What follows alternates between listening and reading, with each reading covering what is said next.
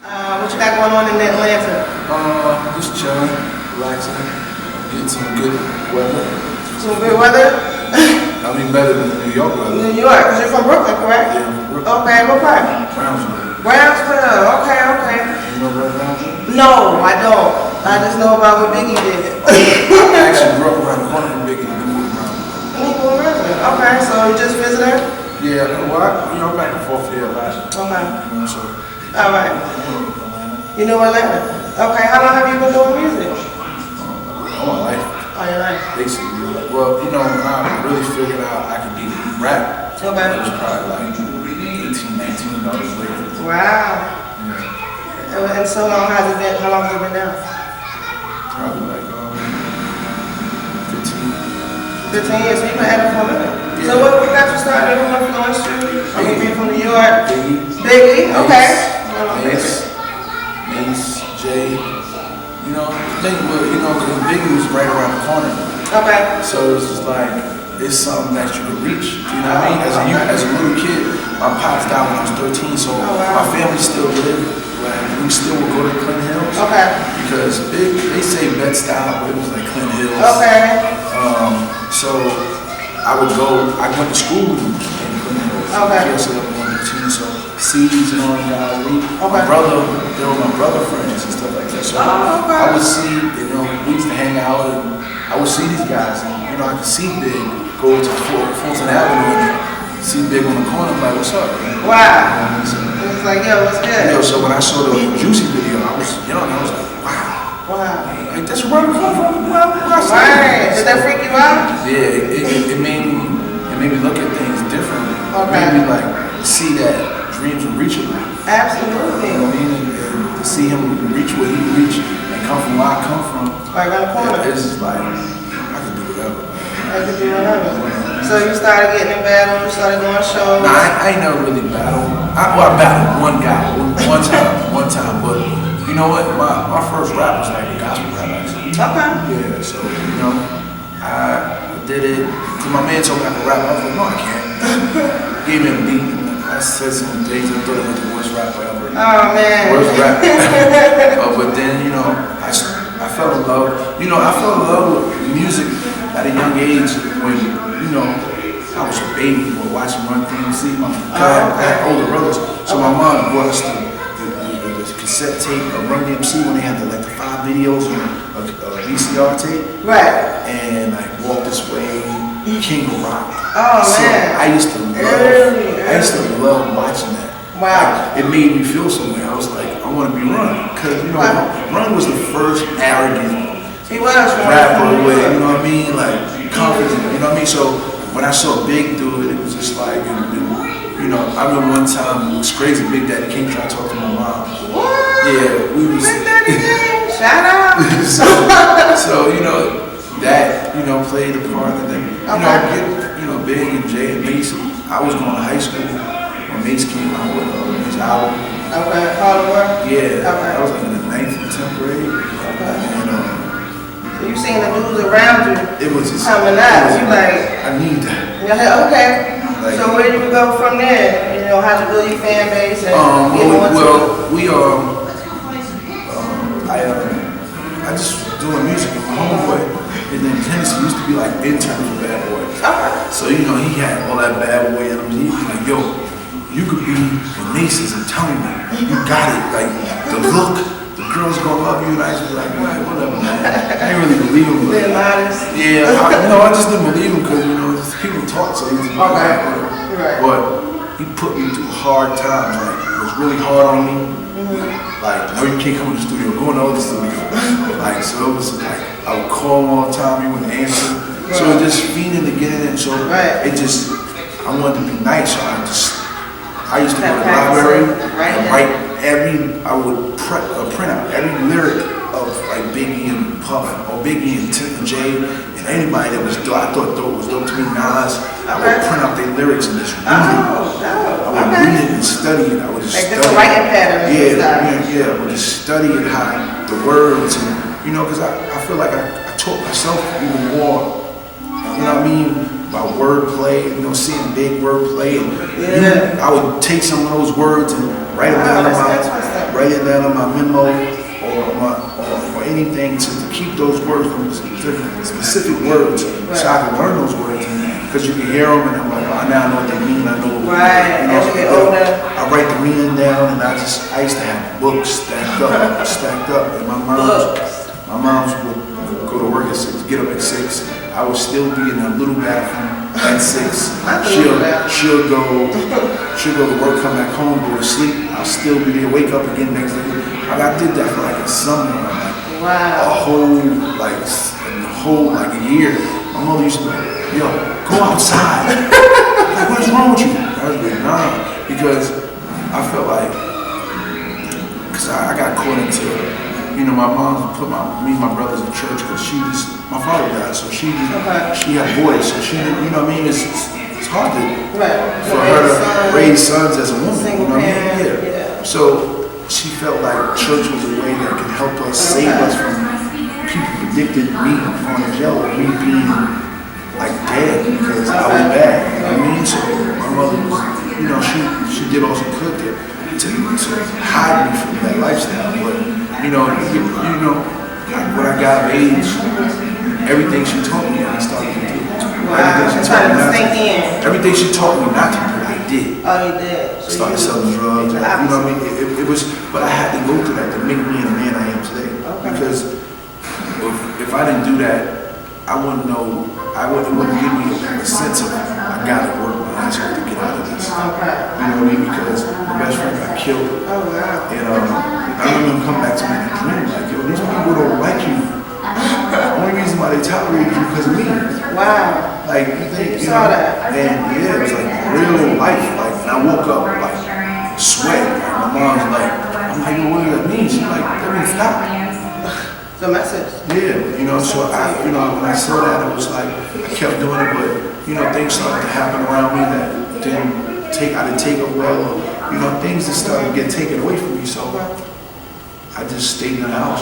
That was my only, I didn't go to jail. Right. That was my only way of taking myself out of that lifestyle. Okay. Because if not, you know what I mean, because, you know, it's easy to just sink and sucked in because of the money. Right. You know, most people do it because of the money. Yeah. They don't do it because they, you know what I mean? If they had some type of other way of getting money, they probably would do that. Okay. Right. But when there's nothing else given to you, right. You know what I mean? Bills to pay. Yeah, and you want to look fly. You want to get stuff like these other kids. Right. You're gonna, it's gonna stand you right in your face, and you looking at your man's getting money, and you like. You're around them, but you're like, I'm not doing that. Okay. And you're like, yo, I'm gonna buy these sneakers, come on. And you're looking like, so as a kid, you start to say, I want that. Okay. You know what I mean? So it's even one way, you gonna pull you or you gonna pull him. Right. Yeah. So would you say that was like a transfer of energy and learning from that hustle to where you are now? It showed me that if you want something, you gotta work to get it. Because, you know, selling drugs is not going to sell itself. Right, absolutely. You got to get out there and work and do something. Right. You know what I mean? And I made a lot of mistakes doing that. And, you know, it wasn't people's fault. It wasn't me. Right. Because it wasn't me. Because I had something bigger with it. Right. And when I started rapping, I fell in love with that. And I just challenged that. And he used to always come back to me and dreams like, "There's something to rap. He's going to make it out because of that." Yeah. So I just stayed and did that. And I met the guy at Hennessy, introduced me to Shakir Stewart. Right. And with these other guys, and it sounded just like they're right there in the spot.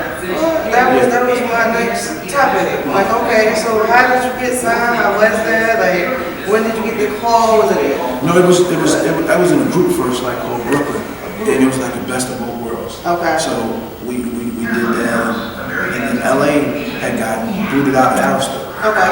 So when I learned all I could learn about music, you know what I mean? Coming down to Atlanta, because they had me stay in Atlanta for like a year, I learned how to jump on the track from the Southern guys. Oh, okay. You know what I mean? I took a rap from Biggie. I understood Biggie. I now understood Big, understood MASE, understood Jay how they ride the beat, the melody, and make the rhymes match. So you can take a beat away and still hear a melody.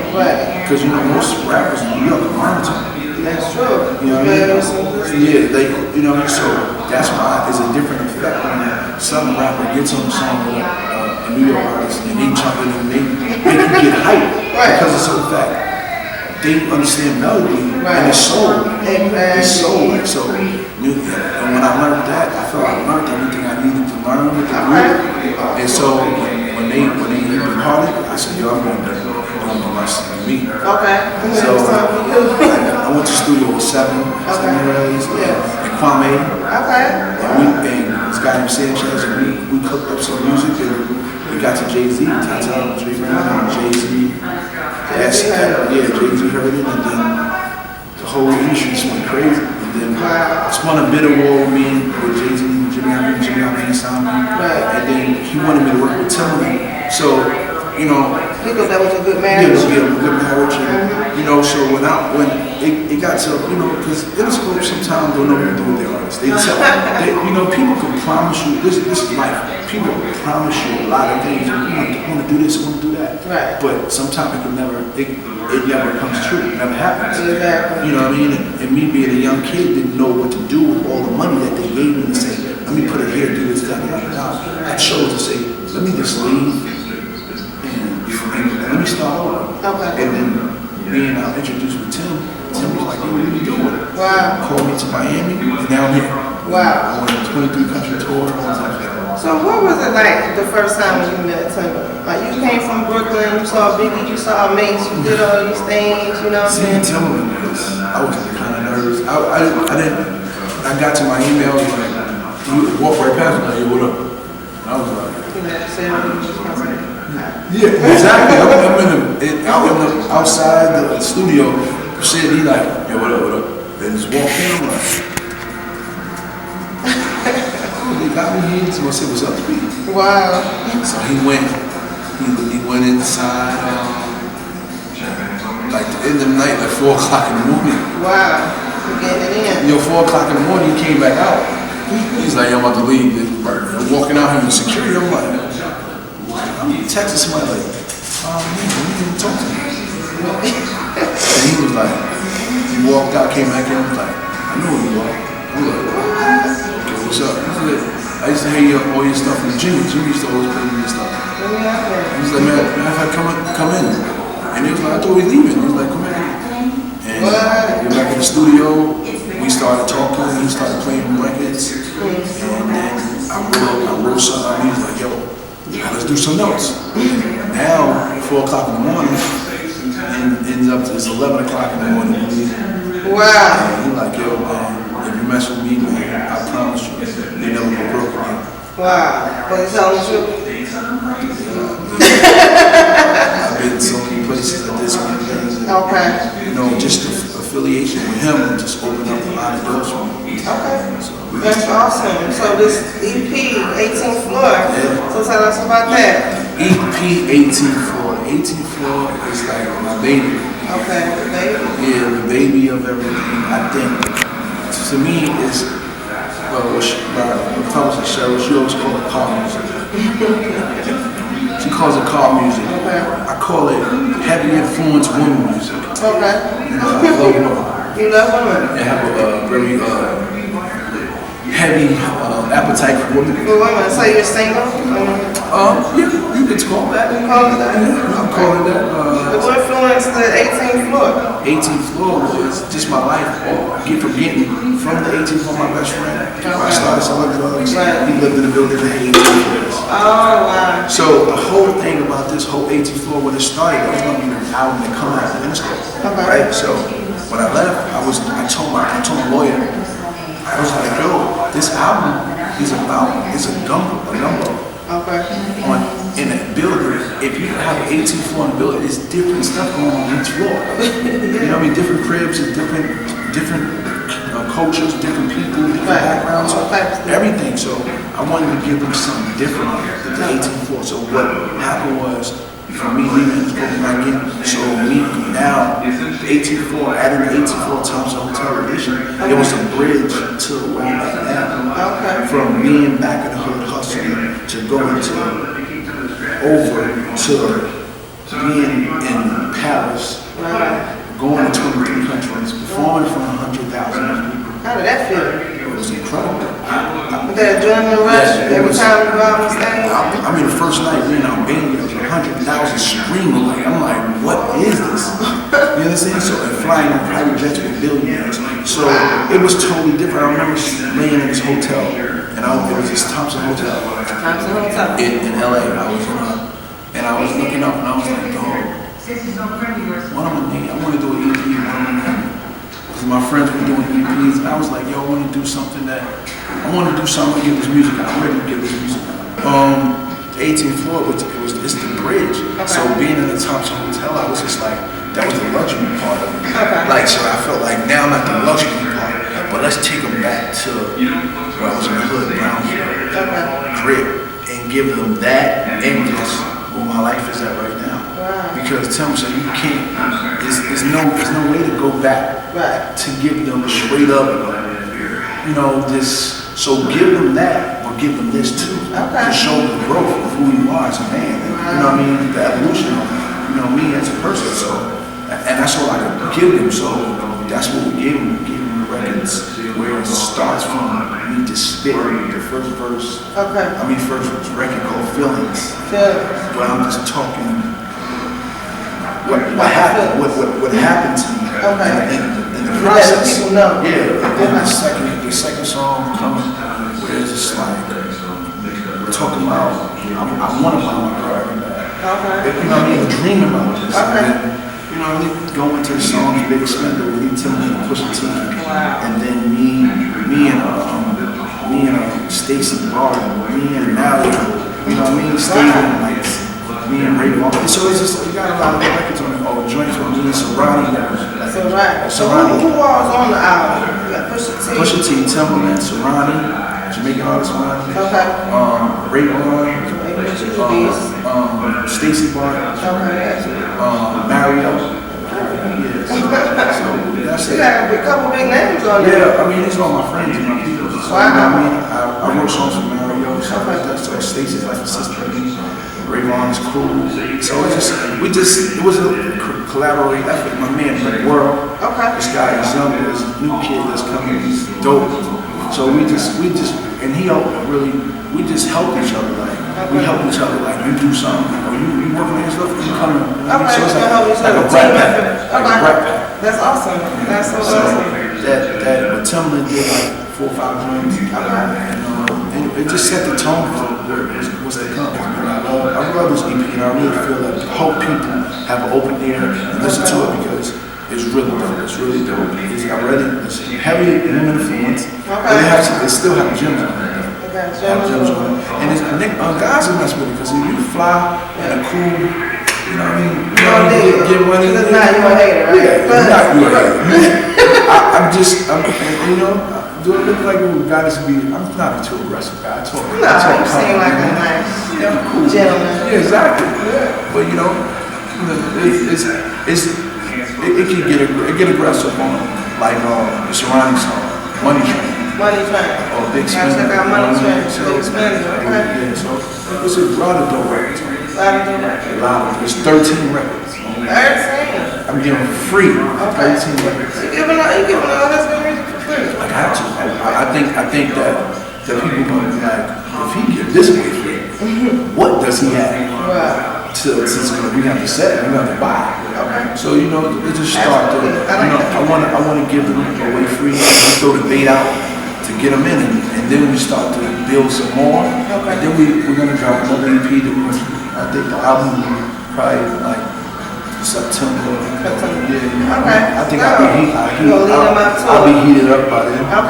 Awesome. All right, so tell everybody where they can get in touch with you, contact information, website. Man, you can reach me at BK BRASCO, BKBRASCO, Instagram, Twitter, BKBRASCO.com. That's where you can download the EP, BKBRASCO.com. Download.